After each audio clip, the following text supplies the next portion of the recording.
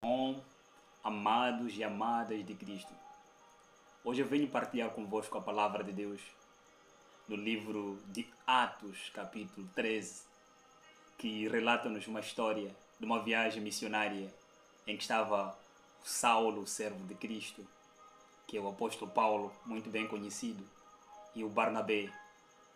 Passo a ler a começar do versículo 6. E, havendo atravessado a ilha até Pafos, acharam um certo judeu mágico, falso profeta chamado Bar-Jesus, o qual estava com o procônsul Sérgio Paulo, varão prudente. Este, chamando a si Barnabé e Saulo, procurava muito ouvir a palavra de Deus.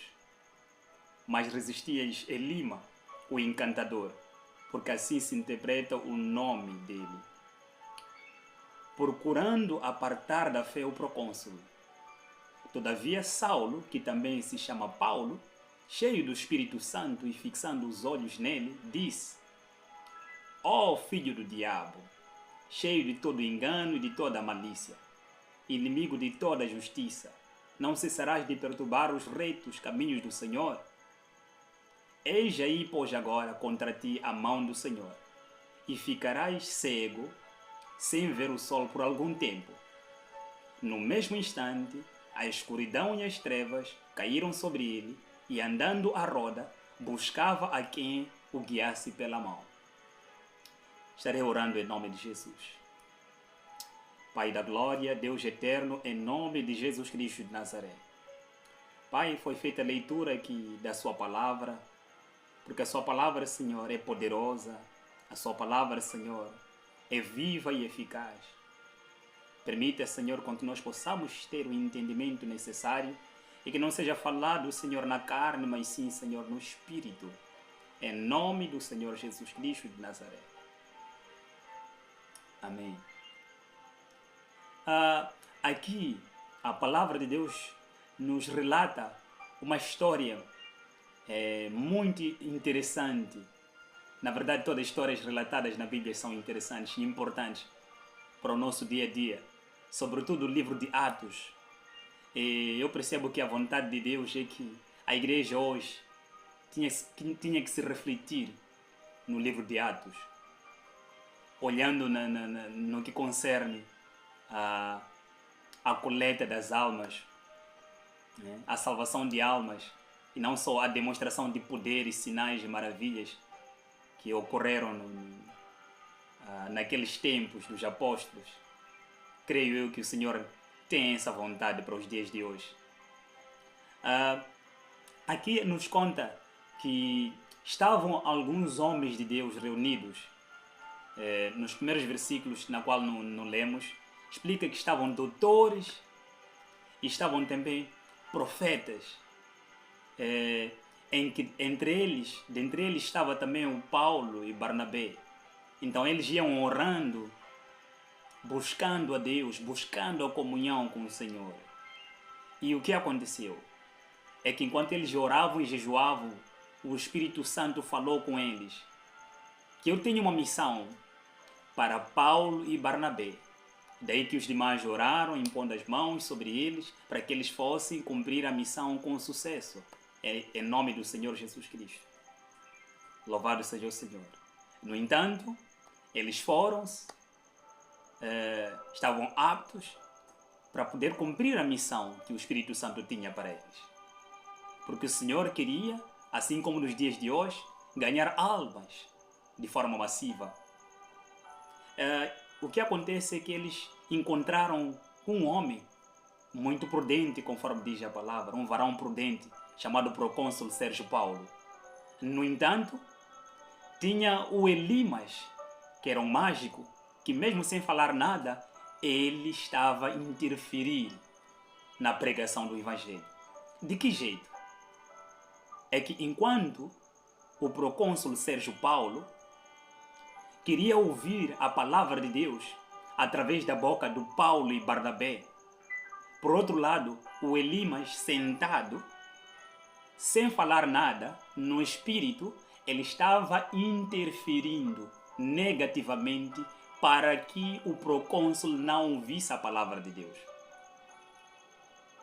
Então, e apóstolo Paulo, estando cheio do Espírito Santo, ele conseguiu discernir no Espírito que aqui a mensagem não está chegando como devia ser.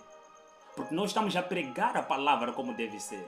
Estamos a falar como deve ser. No entanto, há uma interferência espiritual que faz com que a palavra não chegue até o destinatário como deve ser.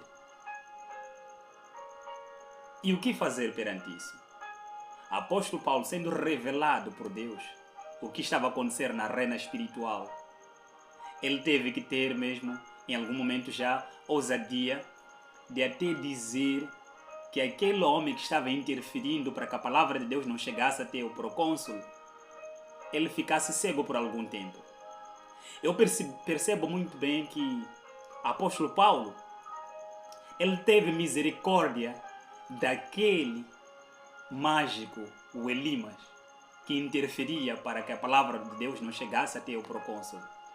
Porque senão ele simplesmente podia deliberar que ele ficaria cego e prontos.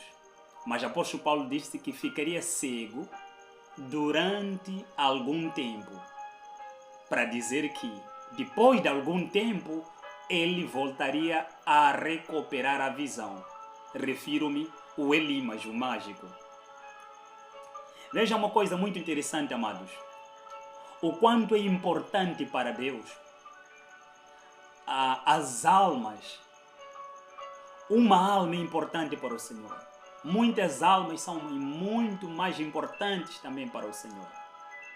Porque o Senhor quer que venham mais filhos e filhas aceitando a Jesus como Senhor e Salvador.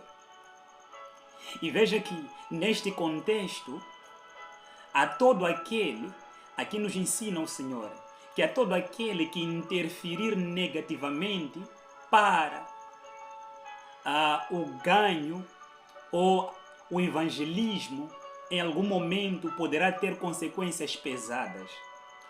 A título de exemplo, temos este homem que ficou cego porque tentou interferir no Evangelho de Cristo, ou seja, na pregação do Evangelho. Veja que o Senhor, ele estava mas tão feliz pelo fato de saber que tem mais uma alma a ganhar, que era aquele homem que se mostrou interessado em ouvir a palavra de Deus, que é o procônsul Sérgio Paulo. Então, assim sendo, importava que a mensagem chegasse para aquele homem sem interferência através dos servos de Deus, que é o apóstolo Paulo e Barnabé. Louvado seja Deus! Afinal de contas, eu e você somos muito importantes para o Senhor. Somos tão importantes que se algumas pessoas, servos do diabo, forem usados ou usadas para poder interferir na nossa vida, em algum momento o Senhor pode até pegar pesado com eles, exatamente por tentar atrapalhar-nos ou atrapalhar a vida dos servos de Deus ou a vida dos filhos de Deus. Louvado seja Deus por saber que nós somos bastante importantes para Ele. Glórias a Deus.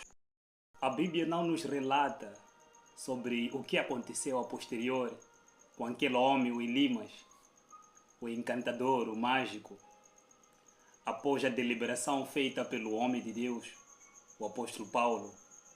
Mas fica aqui o essencial, que quão grande, ou seja, quão importante é uma alma para Deus.